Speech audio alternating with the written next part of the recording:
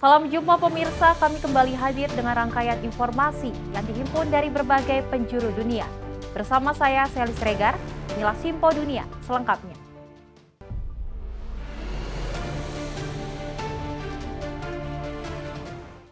Pemirsa, memperbaiki gawai elektronik atau alat mekanis di Amerika Serikat kadang sulit dan hanya bisa dilakukan di dealer yang bersangkutan. Sebuah impres yang dikeluarkan oleh Presiden Joe Biden mencoba mengubah hal itu dengan memberi konsumen kemudahan untuk memperbaiki di tempat reparasi independen. Bila ponsel Anda rusak di Berkeley, California, Anda mungkin membawanya ke tempat reparasi Ashish Shrestha yang rajin otak-atik gawe sejak usia 14. Tapi menurut Ashish, kini pekerjaannya semakin sulit. Baterai laptop misalnya dulu mudah diganti oleh hampir semua orang, tapi kini tidak seperti itu. As you can see, there's no screws holding it down whatsoever. It's all glued down. All of the tablets, same design, is glued down. It takes a very long process to take the battery out. Bila Ashish yang bukan karyawan Apple mengganti layar atau baterai pada iPhone terbaru, maka pelanggan akan mendapatkan pesan peringatan saat ponsel dinyalakan. Menurut Ashish, perusahaan teknologi mencoba mengendalikan pasar reparasi atau mengarahkan konsumen ke perangkat baru. Dan jika tren ini berlanjut, Repair shops like us would be out of business in less than 5 years. Di Amerika kini lebih sulit bagi orang lain, kecuali pihak produsen sendiri, untuk memperbaiki berbagai macam perangkat. Akibatnya muncul gerakan yang disebut hak untuk memperbaiki sebagai tanggapan, dengan alasan bahwa kebijakan perusahaan seperti itu merugikan bisnis lokal dan berkontribusi pada pemborosan. Produsen mengklaim kebijakan mereka adalah untuk melindungi keamanan dan data pengguna. You put the product out there in the world, you sold me my coffee machine or my tractor or my phone, let me fix it. Kyle Wiens ikut mendirikan iFixit, sumber gratis untuk panduan perbaikan, setelah mengetahui banyak perusahaan telah berhenti berbagi informasi. Ia kini menjadi pendukung utama gerakan hak untuk memperbaiki. The idea of right to repair is based on laws that we have for automobiles. Massachusetts most recently passed an auto right to repair law that says that local mechanics should have access to the same information that the car dealerships have.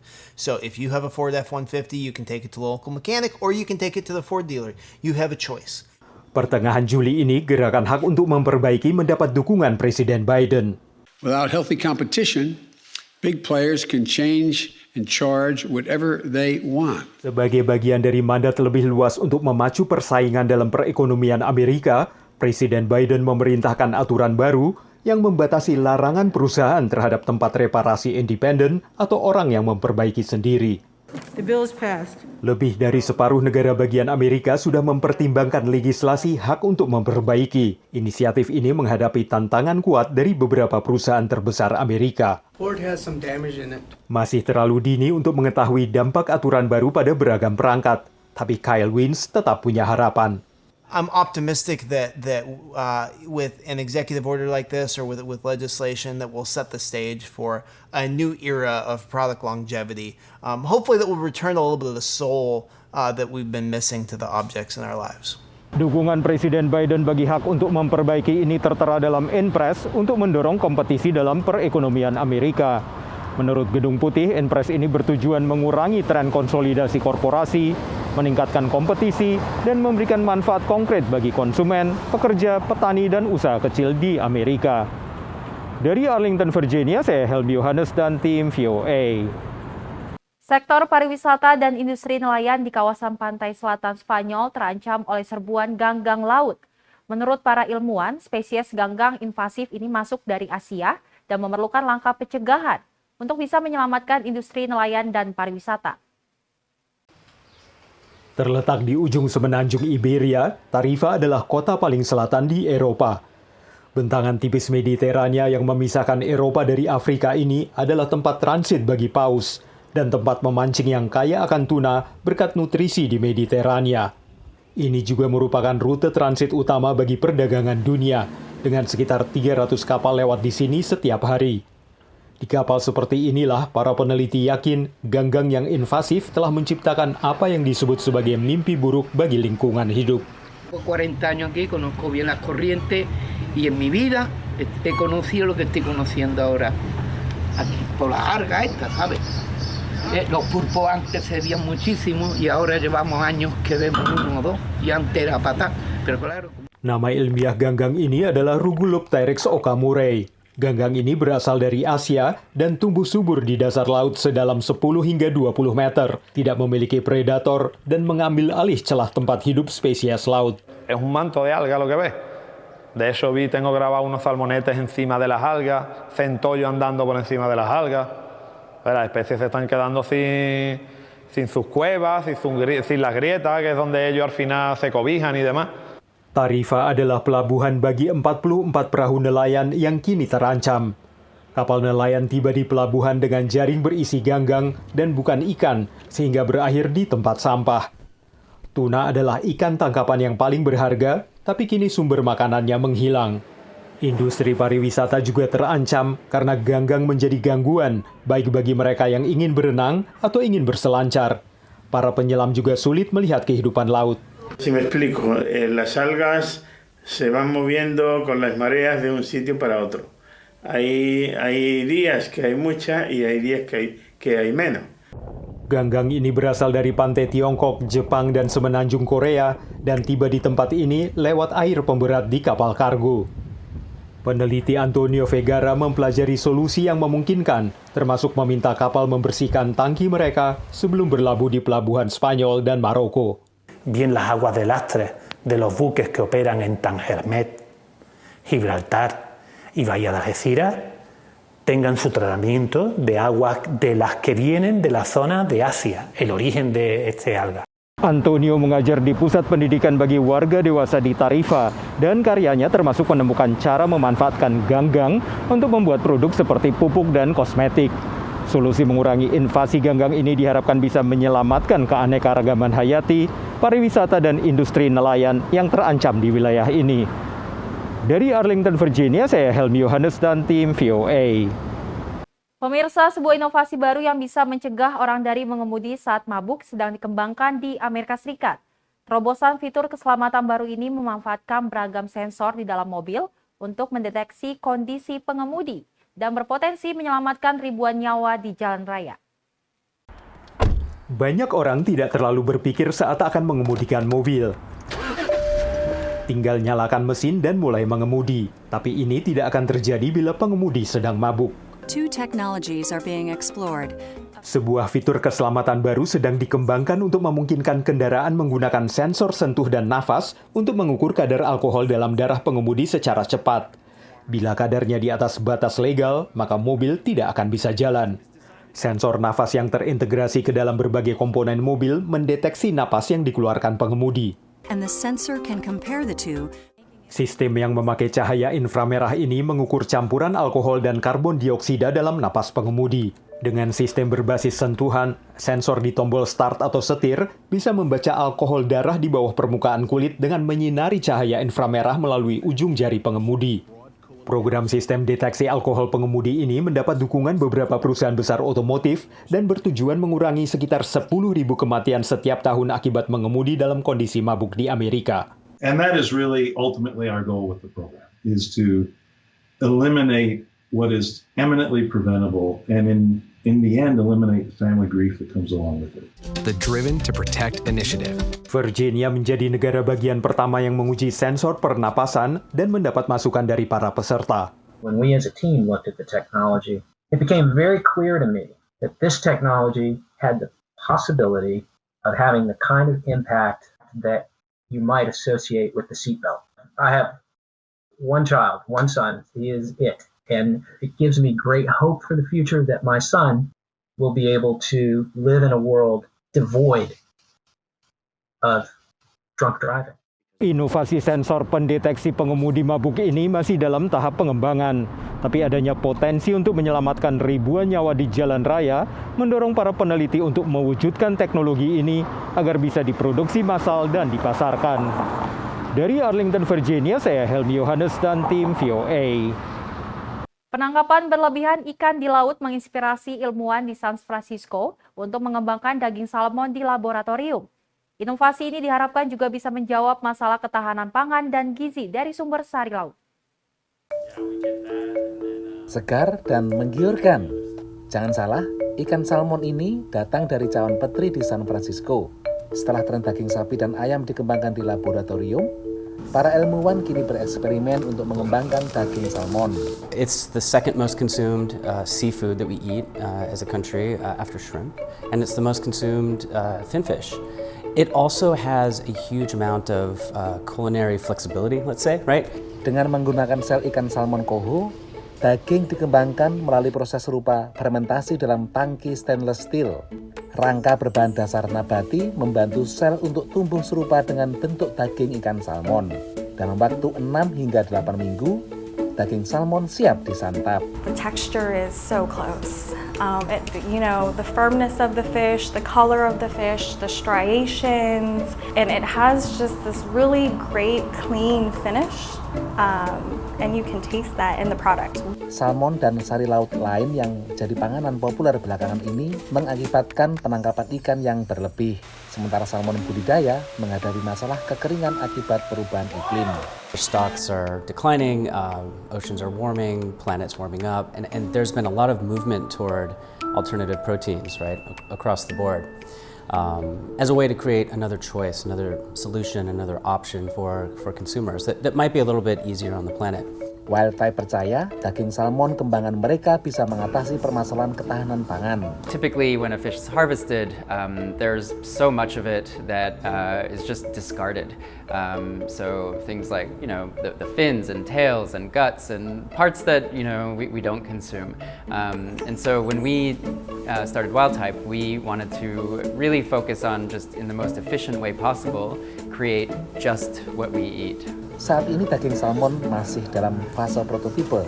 Rencananya, Wildtype akan menjual daging salmon ke restoran dan pasar retail. It's not on the market yet, certainly not in any large scale. And so what we're focused on right now is scale and bringing the cost down. So we can make enough, for, let's say, a small restaurant in San Francisco right now, but to have a big impact on the planet that we want to have.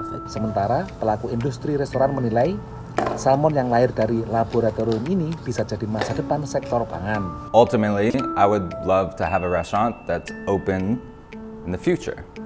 And for that to happen, we believe we have to look outside our normal fishing practices now. Data Organisasi Pangan dan Pertanian Dunia mencatat pada tahun 2020 menunjukkan sekitar 66% ikan di dunia mencapai titik penangkapan berlebihan.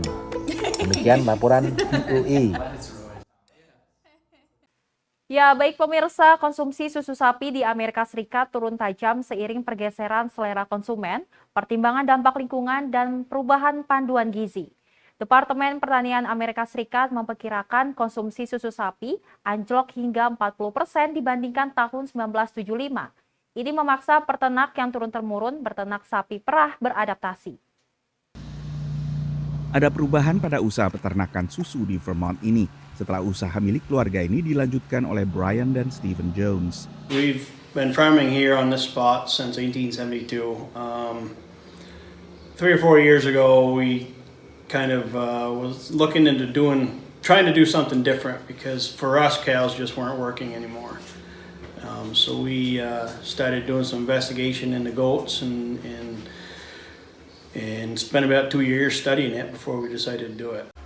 Sesama peternak yang telah turun-temurun membesarkan sapi perah, banyak yang akhirnya angkat tangan dan tutup. We really weren't in a position to grow any more than we had here, and that's pretty much what you need to do now. Menurut data Departemen Pertanian AS, separuh lebih peternakan sapi perah di Amerika pilot sejak 2003. Pada saat yang sama, departemen ini mencatat pertumbuhan industri kambing perah meroket selama 2 dekade terakhir. Fluktuasi harga susu sapi dan melonjaknya biaya operasional menjadi salah satu faktor yang membuat peternak beralih ke kambing perah. We are very, very stable. We know what we're going to get. And that really also helps dairy goat farmers plan out their budgets and make decisions on what is going to be best for the farm to stay viable. We don't have to worry about, oh no, we went down to $12 100 milk when you need 16 or 18 or whatever it is to stay viable within the dairy cattle industry. We know that we're going to get X number of dollars, and that has been very beneficial. Sementara tren konsumen juga lebih berpihak pada susu kambing dan juga produk olahannya. Within the commercial side, more and more people have definitely approved or become accustomed to using the goat cheese, the goat milk, the kefir, even butter and ice creams and yogurts are definitely made. And it's not a stigmatism for just health food anymore. Bagi Jones bersaudara hanya perlu perubahan kecil dalam mesin pemerah dan juga membiasakan diri dengan perilaku ternak yang berbeda. Goats have a lot more personality than cows do. Very curious, will come up to everybody that walks in the barn and always wants to nibble on something, and just that's their nature. Sementara ini California, Iowa, dan Wisconsin memimpin dalam perkembangan industri susu kambing. Tapi peternakan kambing perah juga berkembang pesat di sejumlah negara bagian lain. Di negara bagian Maine, tempat saya sekarang berada, ada sekitar 50 lebih peternakan kambing perah. Pada awal tahun 2000-an, hanya ada 10 menurut pantauan kantor berita Associated Press. Dari Saco Bay, Maine, saya Nova Purwadi dan tim VOA. Pemirsa, sudah lebih dari 2 minggu keran ekspor CPO dan produk turunan dari Indonesia belum juga dibuka, memunculkan tanda tanya di luar dan dalam negeri. Apakah kebijakan larangan ekspor seperti ini efektif meredam harga domestik di saat harga internasional kembali melonjak? Larangan ekspor minyak kelapa sawit mentah atau CPO sejak akhir April belum juga membawa stabilitas harga atau kenaikan pasok di dalam negeri. Sementara petani kelapa sawit juga semakin merugi. Why are they not available in the domestic market at the retail? So that means it may be stuck in storage, there may be a hoarding, oil is not flowing from the refineries to the retail, or there is a massive logistics problem. So there could be many different factors. My sense of feel is that Indonesia does not have a supply problem. Indonesia has a domestic distribution problem. Sementara program Migo Rakyat untuk memenuhi kebutuhan warga paling miskin dinilai kurang tepat sasaran. Masalah berikutnya muncul ketika proses pembelian harus menggunakan aplikasi, di mana masyarakat berpendapatan menengah ke bawah ini akses internetnya tentu belum merata. Banyak yang masih belum teredukasi dengan baik.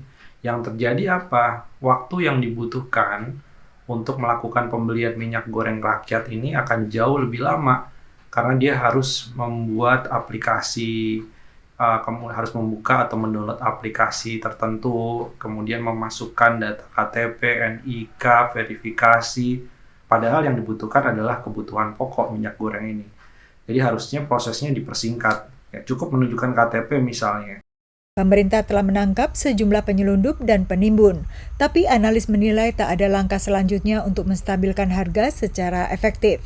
Menurut pantauan Organisasi Pangan dan Pertanian PBB FAO, gangguan rantai pasok hingga konflik Rusia-Ukraina menyebabkan kenaikan harga komoditas pangan secara global sangat signifikan, yaitu 12% pada Maret dibandingkan bulan sebelumnya, atau 30% dibandingkan setahun sebelumnya. Ini angka tertinggi sejak tahun 1990-an dan diperparah langkah proteksi berupa larangan impor dari berbagai negara pengekspor. Menurut FAO, pasokan sebenarnya cukup dan persoalan berada pada distribusi dan harga. Fortunately, we are able to source large quantity from the Malaysia. India is not in a panic mode. Let me tell you, we have the good stocks, domestic availability, and the stocks, the pipeline. So India is not in a panic mode. Yes, price has gone up, but there is no supply disruptions. Supply chain is very smooth. There's no supply disruption. We have the alternate we are importing large quantity now soybean oil. Even we are getting sunflower oil from the Argentina and Russia. We have the domestic good production of the mustard seed or rapeseed and soybean also.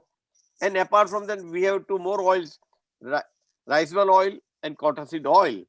India sendiri juga mengundang sorotan ketika melarang ekspor gandum setelah terjadinya kekeringan di berbagai wilayahnya. Sejumlah analis menyebut fenomena baru ini sebagai proteksionisme bahan pangan. Dari Alexandria, Virginia, Yuni Salim dan tim VOA. Pemirsa, sebuah proyek yang didukung Lembaga Amal Internasional menyediakan kredit mikro bagi para pengungsi di Kenya. Lewat Asosiasi Simpan Pinjam para pengungsi dari Kongo, Somalia, dan Sudan Selatan, bisa membuka usaha kecil sekaligus berinteraksi dengan warga setempat. Ini saat tengah hari di Nairobi, Kenya, dan adalah jam sibuk bagi Enoch Gatangi karena ia harus melayani pelanggan di toko kelontongnya di wilayah Kayole. Pengungsi dari Kongo ini mendirikan usaha kecil dengan pinjaman dari Rangers Family Group, sebuah asosiasi simpan pinjam perkotaan tempat ia menjadi anggota. Niko na customer wengi sana wa Kenya, wa Kongo, tuko ni tofauti wote kabisa. Aiba Kenya sana niko na Wakenya wengi sana. Rangers Family Group adalah satu dari 20 kelompok yang didukung Organisasi Bantuan Kemanusiaan International Rescue Committee di sejumlah wilayah permukiman miskin di Nairobi. Kelompok ini adalah bagian dari program yang disebut Refugees in East Africa, Boosting Urban Innovations for Livelihoods Development atau REBUILD. Sebuah proyek 5 tahun untuk memberdayakan 20.000 usaha kecil milik pengungsi perkotaan di Nairobi dan ibu kota Uganda, Kampala. The fact that refugees themselves have faced challenges in terms of accessing financial products from the formal financial institutions. The project had to divine innovative ways on how they can get access to finance services and also boost their economic livelihood initiative.